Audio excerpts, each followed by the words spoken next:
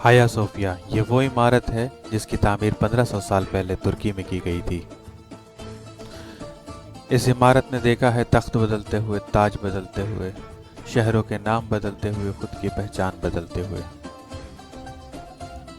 बड़े बड़े बादशाह आए और चले गए, सल्तनतें आबाद हुई और बर्बाद हुई, पर आज भी हाया सोफिया उसी जगह उसी खूबसूरती के साथ कायम है।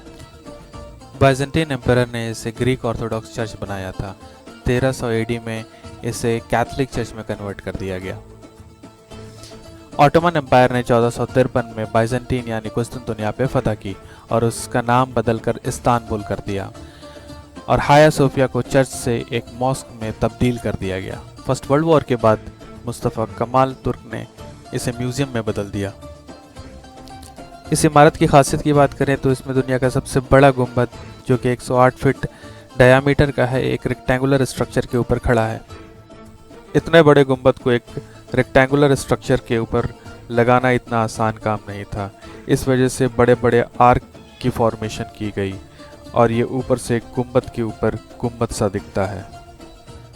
इसकी कंस्ट्रक्शन 532 में स्टार्ट की गई। 10,000 वर्करों के साथ 5 साल लगातार काम करने के बाद से इसका कंस्ट्रक्शन को कंप्लीट किया गया। इमारत की तामीर मुकम्मल होने के बाद से जब एम्परर बाइजेंटीन ने इसे देखा तो कहा, यह है दुनिया की सबसे अद्भुत इमारत और आज मैं सुलेमान तुमसे भी महान हो गया। जस्टिनियन की ख्वाहिश थी कि जैसा रोम के पास टेम्पल ऑफ माउंट जेरूसलम में है, उससे भी बड़ी और अद्भुत इबादतगाह बाइजेंटाइन में हो, जो कि इस एम्पायर की ताकत और रिलीजन की पहचान बने। कहा जाता है कि रशिया के लोग इस इमारत से मुतासिर होकर ही ऑर्थोडॉक्स क्रिश्चियनिटी को एक्सेप्ट किए। हाया सोफिया के सरजमीन इस्तांबुल के बारे में कुछ जानते हैं। इस्तांबुल एक ऐसा सिटी है जिसकी एक तरफ यूरोप और दूसरी तरफ एशिया है। बॉस्फोरस नदी इस शहर के बीचों बीच गुजरता है, जिसके ईस्ट साइड में एशिया और वेस्ट साइड में यूरोप है। इस्तांबुल कॉन्स्टेंटाइनोपल का एक बहुत ही इंपॉर्टेंट सिटी था, जिसे बाइजेंटाइन या कुस्तुनतुनिया के नाम से भी जाना जाता था। पर पहले ऐसा नहीं था। पहले ईस्ट रोम और वेस्ट रोम के नाम से ये सारी सिटीज़ जानी जाती थी। ईस्ट रोम, जिसे हम बाइजेंटाइन कहते हैं, इसके अंदर Macedonia, Anatolia, Syria, Palestine, Egypt, Libya, ये सारी कंट्रीज़ आती थी। और वेस्ट रोम में इटली, रोम, स्पेन, ब्रिटेन, यूरोप के सारी कंट्रीज़ आती थी। ईस्ट रोम यानी बाइजेंटाइन और वेस्ट रोम में काफ़ी फ़र्क था। जहाँ ईस्टर्न ऑर्थोडॉक्स थे, वहीं वेस्टर्न कैथोलिक और पॉलीथीस्ट रिलीजन फॉलो करते थे। ईस्ट में जहाँ ग्रीक लैंग्वेज इस्तेमाल होता था, वेस्ट में वहीं लैटिन लैंग्वेज इस्तेमाल होता था। वेस्ट में पोप ज़्यादा पावरफुल थे, इवन किंग से भी ज़्यादा पावरफुल पोप थे।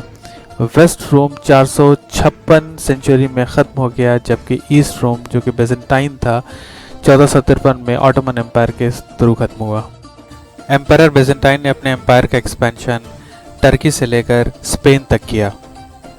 जैसा कि हर एम्पायर का आगाज़ होता है, उरूज होता है और फिर वो अपने अंजाम को पहुंचती है, कुछ ऐसा ही इस एम्पायर के साथ भी हुआ। जब बाइजेंटाइन एम्पायर अपने पैरों को वेस्ट की तरफ फैला रहा था, तब ईस्ट से ऑटोमन एम्पायर उनके तरफ काफ़ी तेज़ी से आ रही थी।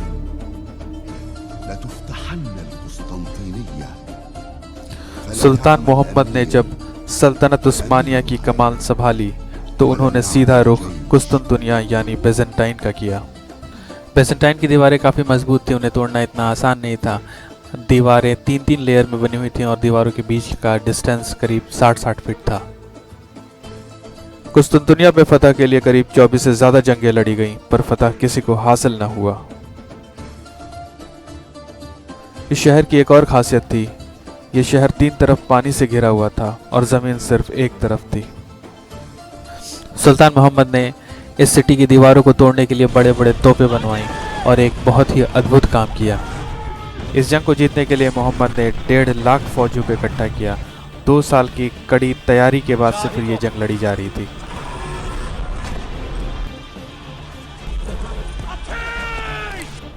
मोहम्मद पानी के रास्ते जहाज़ों को बंदरगाह तक नहीं पहुंचा सकते थे, क्योंकि पानी के अंदर लोहे की गेट बना रखी थी, जिसे सिर्फ किले के अंदर से खोला जा सकता था। अपने 180 जहाज़ों को बंदरगाह तक पहुंचाने के लिए मोहम्मद ने रातों रात करीब 1.5 किलोमीटर के रास्ते पर पटरे बिछवाए और सारे जहाज़ों को खींचकर बंदरगाह तक पहुंचाया गया। महीने भर से ज़्यादा चलने वाली इस जंग में ऑटोमन एम्पायर को काफ़ी नुकसान तो हुआ, पर उन्होंने किले की दीवारें तोड़ डाली और किले पर फतह हासिल किया और इसे कुस्तुनतुनिया फतह के नाम से जाना जाता है।